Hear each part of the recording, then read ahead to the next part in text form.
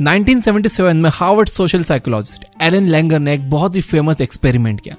वो एक photocopy machine के पास गई और लाइन में खड़े लोगों से बोली कि मुझे सिर्फ 5 पेजेस फोटोकॉपी करने, इसलिए पहले आप मुझे मशीन यूज करने दीजिए।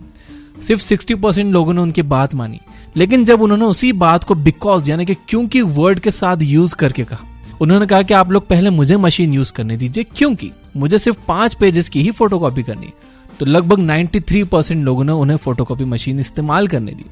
ऐसा इसलिए हुआ क्योंकि ह्यूमन बिहेवियर का प्रिंसिपल है कि हम जब भी किसी से फेवर मांगते हैं तो बिकॉज लगाकर रीजन बताने पर हमारे सक्सेसफुल होने के चांसेस बढ़ जाते हैं। तो रूल नंबर 1 है, अगर आपको ज्यादा इन्फ्लुएंशियल बनना है तो बिकॉज वर्ड का यूज ज्यादा से ज्यादा करो।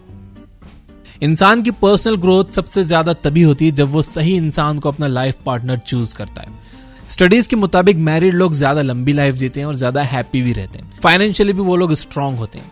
लिंडा वाइट ने अपने book why married people are happier में ये लिखा है कि मैरिड लोग इसलिए फाइनेंशियल स्टेबल नहीं होते क्योंकि वो अमीर बनने के बाद शादी करते हैं, बल्कि वो लोग इसलिए फाइनेंशियल स्टेबल होते हैं क्योंकि उनका पार्टनर उन्हें अच्छे से सपोर्ट करता है, उनका पार्टनर बहुत सपोर्टिंग होता है। ऐसा इसलिए क्योंकि अगर आप किसी ऐसे इंसान के साथ रहते हो जो आपको हर तरह की सिचुएशन में सपोर्ट करता है तो आप बेटर इंसान बन जाते हो।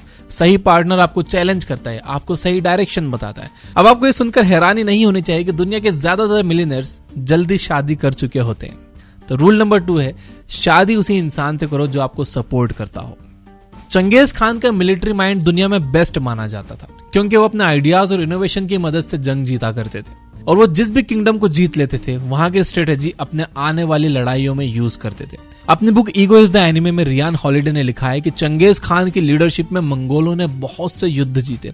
वो लोग हमेशा नए कल्चर से सीखने के लिए तैयार रहते थे। जब भी वो अपने दुश्मन को हराते उनके कल्चर से कुछ ना कुछ नया सीखते। चंगेज खान कोई पैदाइश जीनियस नहीं थे, बल्कि टाइम के साथ उन्होंने अलग अलग तरीके से अपने युद्ध करने के तरीके को और ज्यादा इनोवेटिव बनाया, दूसरे कल्चर से सीखते गए और जीतते चले गए। वो दुनिया के बेस्ट कॉन्करर इसलिए बने क्योंकि वो हमेशा अपने सामने वाले व्यक्ति से कुछ ना कुछ नया सीखने की कोशिश करते थे। तो रूल नंबर 3 है, हर इंसान से कुछ ना कुछ नया सीखने की कोशिश करो।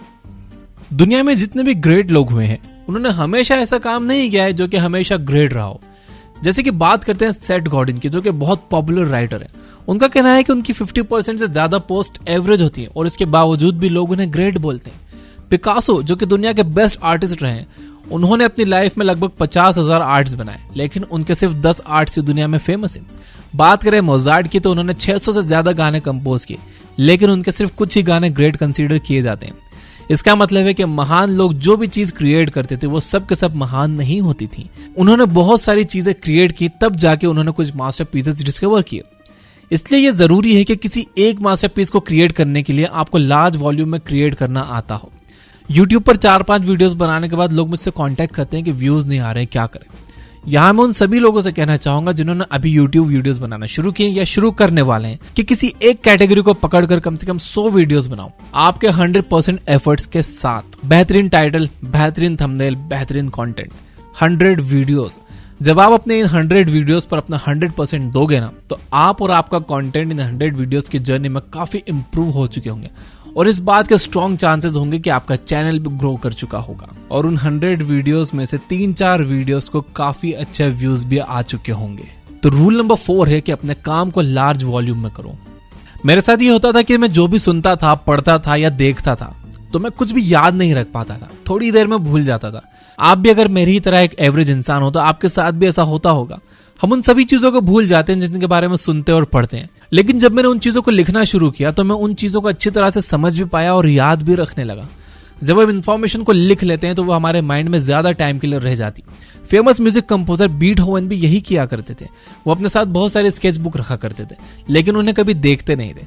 जब उनसे पूछा गया कि वो ऐसा क्यों करते हैं तो उन्होंने कहा कि अगर वो अपने माइंड में आए किसी आइडिया को नोट नहीं करते तो बहुत जल्दी उसे भूल जाते हैं। इसलिए जब भी आपके माइंड में कोई नया और इंटरेस्टिंग आइडिया आए तो तुरंत उसे कहीं ना कहीं नोट डाउन कर लो। शायद आपने जो लिखा उसे दोबारा ना देखें, लेकिन ऐसा करने से आपकी इन्फॉर्मेशन रिटेन करने की पावर बढ़ जाएगी और अगर उसके बाद भी आपको वो आइडिया याद ना आए तो आपके पास ऑलरेडी लिखा हुआ है, आप उसे देख सकते हो। तो रूल नंबर 5 है, आपको जो भी इंपॉर्टेंट आइडिया लर्न करने हो उन्हें नोट डाउन कर लो। एडमिरल विलियम ने अपनी बुक मेक योर बेड में लिखा है कि अगर आपको सक्सेस चाहिए तो सबसे पहला स्टेप आपको ये लेना है कि आपको सुबह उठकर सबसे पहले अपना बेड ठीक करना है। ऐसा इसलिए क्योंकि मॉर्निंग में जब आप सबसे पहले अपना बेड ठीक करते हो तो इसका मतलब ये होता है कि आपने अपना पहला टास्क कंप्लीट कर लिया है।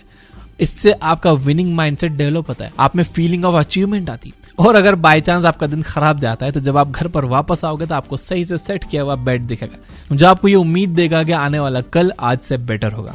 तो रूल नंबर 6 है कि मॉर्निंग में सबसे पहले अपने बेड को सही वे में अरेंज करो। हर दिन हमारे पास एक लिमिटेड अमाउंट में विल पावर होती है। गैरी केलर ने अपने बुक द वन थिंग में कहा है कि क्योंकि आपके पास दिन में लिमिटेड विल पावर होती है तो आप जो भी काम करते हो उसमें हार जीत वाली सिचुएशन पैदा हो जाती है, और जैसे जैसे टाइम के साथ आपकी विल पावर कम होती है आपके हारने के चांसेस बढ़ जाते हैं। इसका मतलब यह है कि विल पावर टाइम से रिलेटेड है, इसलिए आपको अपनी विल पावर को मैनेज करना आना चाहिए।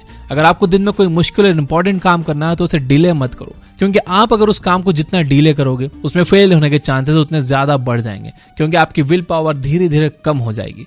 जरूरी है कि इंपॉर्टेंट और हार्ड वर्क आप दिन में सबसे पहले करो। तो रूल नंबर 7 है अपना सबसे इंपॉर्टेंट काम को दिन के पहले 3 घंटे के अंदर ही खत्म कर दो। आप काफी जल्दी नए दोस्त बना सकते हो, इसलिए आपको सिर्फ इतना करना है कि आपको सामने वाले को ये शो करना है कि आप उसमें इंटरेस्टेड हो। डेल कार्नेगी ने अपनी book how to win friends and influence people में बताया है कि वो भी अपने लाइफ में हर वक्त दूसरे लोगों में इंटरेस्ट शो करते थे। हर इंसान में कुछ ना कुछ इंटरेस्टिंग जरूर होता है, बस आपको उस चीज का पता करना है और फिर उसी से रिलेटेड सवाल करने हैं। ऐसा करने से दोनों लोगों के बीच एक अच्छा कनेक्शन डेवलप हो जाता है। तो रूल नंबर 8 है दूसरे से सवाल करके खुद को इंटरेस्टेड शो करो। आप सभी ने यह तो जरूर सुना होगा कि money can not buy you happiness, लेकिन एक किस हद तक सही है। जब आप कभी सोचोगे तो आपको लगेगा कि यह गलत है। मनी कैन बाय हैप्पीनेस, पैसों से खुशी तभी आएगी जब आप उसको सही तरीके से खर्च करोगे। रॉबर्ट फ्रैंक ने अपनी बुक लग्जरी फीवर में कहा है कि जिनको लगता है कि पैसे से खुशी नहीं खरीदी जा सकती उन लोगों को पैसा खर्च करना आता ही नहीं है। फ्रैंक की रिसर्च के अनुसार जब कोई इंसान एक्सपीरियंस पर, यानी कि जैसे कोई कंसर्ट, डिनर या किसी की मदद करना, इन चीजों पर पैसे खर्च करता है तो उसे ज्यादा खुशी मिलती है। जबकि अगर कोई इंसान मटेरियल चीजें खरीदता है जैसे कि shoes, car, jewellery, mobile phone, तो उसको उतनी खुशी नहीं मिलती। इसलिए जब भी आप पैसे खर्च करो तो मटेरियल चीजों के बजाय एक्सपीरियंस गेन करने के लिए खर्च करो। और यही है rule number 9, spend money on experience. अपने गोल्स पता होना है सक्सेसफुल बनने की ओर बस पहला स्टेप है। दूसरा और इंपॉर्टेंट स्टेप यह है कि आपको रोजाना अपना रूटीन ऐसे सेट करना होगा जिससे आप अपने गोल के और पास जा सको। हिस्टोरियन विल ड्यूरेंट ने एक बार कहा था कि हमारी पर्सनालिटी वैसी ही हो जाती है जैसे कि हम रोज काम करते हैं। इसका मतलब यह है कि सक्सेस वो चीज नहीं है जिसको आप ढूंढ सकते हो, बल्कि सक्सेस वो है जो आपको आपकी हैबिट्स की वजह से मिलती है। इसलिए ये बहुत ज्यादा इंपॉर्टेंट है कि आपका डेली रूटीन कैसा है, आप अपना डेली रूटीन कैसे सेट करते हो। आप रोजाना ऐसे लोगों से मिलते होंगे जिन्हें ये तो पता है कि उनका गोल क्या है, लेकिन उनके डेली रूटीन को देखकर ये नहीं लगता कि वो लोग अपने गोल तक पहुंचने के लिए काम कर रहे हैं। तो अब आप ये सोचो कि आपका एक नॉर्मल दिन कैसा होता है। क्या आप ये कह सकते हो कि आप जो डेली काम कर रहे हो उससे आप अपने गोल के करीब जा रहे हो? अगर आपका जवाब ना में है तो आपको चेंज लाने की जरूरत है। यही है रूल नंबर 10, अपना डेली रूटीन अपने गोल्स के हिसाब से बनाओ। जब आप किसी नई आदत को अपनाने जाते हो तो रिसर्च के अकॉर्डिंग उसको 66 डेज लगते हैं। खैर, इस बात को अलग रखिए कि आपको किसी हैबिट को अपनाने में चाहे दिन लगे, वीक लगे या फिर महीने लगे, जरूरी है कि आप उस हैबिट को अपनाने के लिए जो कर रहे हो उस काम को तब तक करो जब तक कि आप उस हैबिट को पूरी तरह अपना ना लो। और जब आप उस हैबिट को अपना लो उसके बाद दूसरी हैबिट पर काम करना शुरू करो। एग्जाम्पल के लिए, अगर आप सोच रहे हो कि कल से आप सुबह 5 बजे उठोगे, पढ़ाई करोगे, फिर रनिंग करोगे, तो मैं आपको बता दूं कि आप इनमें से एक भी हैबिट अपना नहीं पाओगे। कुछ ही दिनों में आप बोर हो जाओगे, क्योंकि एक साथ सभी हैबिट्स पर काम करना काफी मुश्किल है। किसी भी इंसान के पास वो पावर नहीं है जो एक टाइम पर एक से ज्यादा हैबिट अपना सके। इसलिए रूल नंबर 11 ये है कि पहले एक हैबिट को पूरी तरह से अपनाओ और फिर दूसरी हैबिट अपनाने के बारे में सोचो। अपने बुक डीप वर्क में प्रोफेसर कैल न्यूपोर्ट ने सक्सेसफुल कॉमेडियन जेरी सेनफील्ड के बारे में बताया और ये समझाया कि किस तरह से उन्होंने अपनी क्रिएटिविटी को इंक्रीज किया था। उन्होंने लिखा है कि जेरी अपनी दीवार पर हमेशा एक कैलेंडर रखते थे और जिस भी दिन वो जोक लिखते थे उस डेट को रेड मार्क कर देते थे और कुछ ही दिनों बाद कैलेंडर में एक चेन बन जाती थी और फिर उनका उस चेन को ब्रेक करने का मन नहीं होता था। यह मेथड इसलिए भी काफी अच्छा है क्योंकि आपको इससे एहसास होगा कि आप धीरे धीरे अपने अल्टीमेट गोल की तरफ जा रहे हो। तो रूल नंबर 12 है अपनी दीवार पर एक कैलेंडर जरूर रखो। मैं इस बात की शर्त लगा सकता हूं कि आप इस वक्त ये वीडियो देखते हुए या तो चेयर पर बैठे हो या फिर आराम से कहीं लेटे हुए हो। और अगर मैं सही हूं तो आपको बता दूं कि लोगों को लगता है कि चेयर पर बैठना काफी कंफर्ट प्रोवाइड करता है, लेकिन ये काफी हार्मफुल है। बायोलॉजिस्ट डेनियल लेबरमैन का कहना है कि जब हम चेयर पर ज्यादा टाइम के लिए बैठते हैं तो हमारे पैर पर हमारा कुछ भी वेट नहीं रहता और हमारा पैर रिलैक्स्ड मोड में चला जाता है। इसलिए अगर हम ज्यादा टाइम तक अगर चेयर पर बैठे रहते हैं तो इससे होता यह है कि हमारी मसल्स कमजोर होने लग जाती हैं। लेकिन इसका मतलब ये नहीं है कि आप चेयर पर बैठना ही छोड़ दो। आपको बस ये करना है कि जब भी आपको मौका मिले अपनी बॉडी को स्ट्रेच करो, इससे आपकी मसल्स एक्टिव रहेंगी। रूल नंबर 13 यही है कि स्ट्रेच रेगुलरली। आज तक मैंने जितने वेल्दी लोगों के बारे में पढ़ा है उन सब में एक चीज कॉमन है, और वो ये कि हर किसी के पास इनकम के कम से कम 7 सोर्सेस तो होते ही हैं। बात करें किसी एवरेज पर्सन की तो उसके पास इनकम का केवल एक ही सोर्स होता है, वो भी उसकी डेली जॉब। सिर्फ एक सोर्स ऑफ इनकम के बहुत नुकसान है। इसकी वजह से आपको कभी भी परेशानी हो सकती है। मान लो कि आप जिस कंपनी में काम कर रहे हो उस कंपनी ने आपके प्लेस पर आपसे बेटर कोई व्यक्ति हायर कर लिया, तो फिर आपके इनकम का जो एक सोर्स था वो भी चला गया। ऐसी सिचुएशन में अगर आपके पास 7 अलग अलग इनकम सोर्सेज होंगे तो जॉब चले जाने पर भी आपको कोई ज्यादा प्रॉब्लम नहीं होने वाली। वॉरेन बफेट का कहना है कि लाइफ में मल्टीपल इनकम सोर्सेज क्रिएट करना सबसे इंपॉर्टेंट चीज है जो कि एक इंसान सीख सकता है। और रूल नंबर 14 यही है कि अपनी इनकम के मल्टीपल सोर्सेज जनरेट करो। तो दोस्तों ये तो सक्सेस के 14 रूल्स, इन्हें फॉलो करना बहुत आसान है, हर कोई कर सकता है। कोशिश करिए इन्हें अपनी लाइफ में ऐड करने की।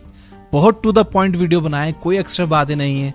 वीडियो पसंद आया तो इसे लाइक जरूर करना, और ये बुक ऐप पर बुक समरीज सुनते रहो। और आज भी मैं आपको अपनी 2 फेवरेट समरीज रिकमेंड करूंगा। पहली है Warren Buffett's ground rule by Jeremy Miller. ये एक फ्री बुक समरी है। इस किताब में ऑथर ने वॉरेन बफेट के उन लेटर्स को एनालाइज किया जो उन्होंने अपने बिजनेस पार्टनर्स को लिखे थे। इससे उनकी इन्वेस्टमेंट स्ट्रेटेजीज पता चलती है, जिनका इस्तेमाल इन्वेस्टर स्टॉक मार्केट में अपने फायदे के लिए कर सकते हैं। और स्टॉक मार्केट में इन्वेस्ट करना भी बहुत अच्छा सोर्स ऑफ इनकम है। और दूसरी है मास्टरमाइंड डिनर बाय जैसन गैगनार्ड। ये एक प्रीमियम बुक समरी है। इसमें बताया गया है कि कैसे एक जस्ट डिनर होस्ट करने से आपका नेटवर्किंग बेस और ज्यादा बेटर हो सकता है। कैसे एक ही टेबल पर इंटरेस्टिंग लोगों के साथ डिनर शेयर करके आप मीनिंगफुल तरीके से उनसे कनेक्ट हो पाते हो। तो वीडियो को लाइक करना मत भूलना और अपने सभी दोस्तों के साथ इसे शेयर जरूर करना। चैनल पर नए हो तो सब्सक्राइब कर लो, घंटी वंटी नहीं दबाई हो तो दबा दो। Finally, you guys are amazing. Keep reading, keep learning, keep growing. Thank you for watching.